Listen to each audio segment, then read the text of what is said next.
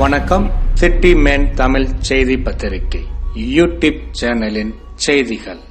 சுகம் மருத்துவமனையின் சார்பாக திருவொற்றியூரில் தானியங்கி துணிப்பை விற்பனை இயந்திரம் சுகம் தலைமை மேலாளர் செல்வராஜ் ரிப்பன் வெட்டி திறந்து வைத்தார்.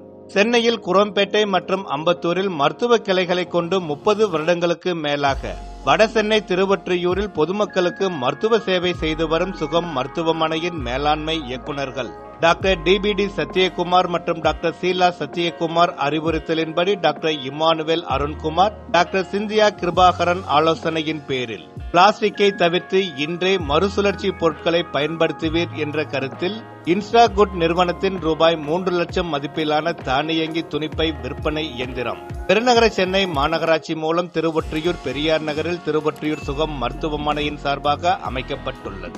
இந்த இயந்திரத்தினை பொதுமக்கள் பயன்பாட்டிற்காக இன்று 7/3/2026 சனிக்கிழமை காலை 8வது வட்ட திமுக செயலாளர் டிசிவி மணிகண்டன் மற்றும் 8வது வட்ட உதவி பொறியாளர் பொன்னுரங்கம் மற்றும் சுகம் மருத்துவமனையின் மேலாளர் பாலர் ரவீந்திரன் முன்னிலையில் சுகம் மருத்துவமனையின் தலைமை மேலாளர் செல்வராஜ் ரிப்பன் வெட்டி திறந்து வைத்தார்.